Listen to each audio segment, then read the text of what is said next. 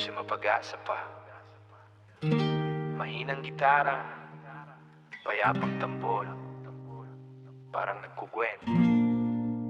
Makinig kayo sa kwento ng buhay ko, mula sa simpleng simula hanggang sa pagbagsak at sa pagbangon na hindi akalaing mangyayari. Ito ang aking kwento para sa inyo. Noong ako'y bata pa, patulungin sa magulang, bumangon ng maaga, nagtitinda ng pandesal sa kanto. Kahit gutom at pagod, ngiti pa rin ang nasa mukha, sapagkat alam kong ito ang paraan para tumulong sa pamilya. Tuwing Sabado at Linggo, nagbebenta ng bakal note, minsan kargador pa sa palengke, buot na tigat ng bigas, at biglang solar pa sa paalalan. Pinaghirapan ng pag-aaral, pangarap na malaki, gusto ng magandang kinabukasan.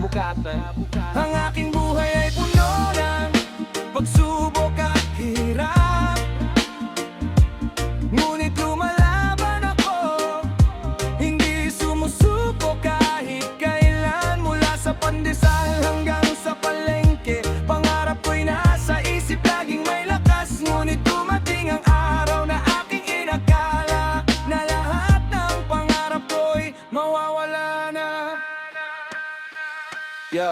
Nang matutong magbarkada, akala ko'y kasama na ng tunay na kaibigan.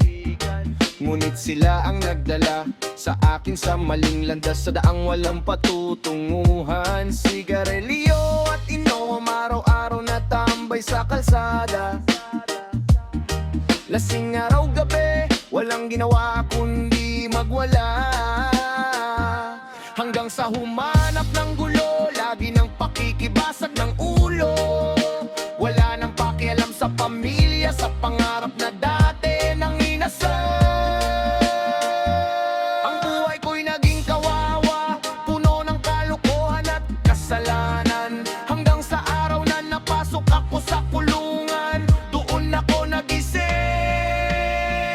Sa loob ng kulungan, doon ako nag-isip ng maayos. Naisip ang Panginoon, ang aking tagapagligtas. Lahat ng kasalanan, inilapit ko sa Kanya. Nagsimulang magbago, nagkaroon ng panibagong pag-asa. Ang aking buhay ay binago, mula sa dilim patungo sa liwanag. Ngayon ay may lakas na muling simulan ang buhay na dapat kong tahakin. Paglabas ko sa kulungan, ibang tao na ako. Nagpasalamat sa Panginoon sa lahat ng biyaya na ibinigay. Bumalik sa pamilya, humingi ng tawad at pag-unawa. Nagsimulang muli gumawa ng paraan para mabuhay ng maayos. Wala nang sigarilyo, wala nang inom, wala nang tambay. Ngayon ay nagtatrabaho ng maayos, nagtataguyod ng pamilya. Pangarap na dati nang nawala, ngayon ay bumabalik na. Salamat sa Panginoon, sa Kanya ako nagpapasalamat. Hindi huli ang kung may pag-asa at tiwala sa Panginoon, lahat ay posible, lahat ay maaari. Ang aking kwento ay patunay na ang pagbangon ay totoo.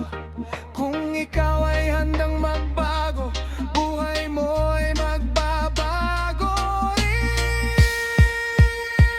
Sa loob ng kulungan, doon ako nag-isip ng maayos. Naisip ang Panginoon, ang aking tagapagligtas. Lahat ng kasalanan, inilapit ko sa Kanya. Nagsimulang magbago, nagkaroon ng panibagong pag-asa. Ang aking buhay ay binago, mula sa dilim patungo sa liwanag. Ngayon ay may lakas na muling simulan ang buhay na dapat kong tahakin.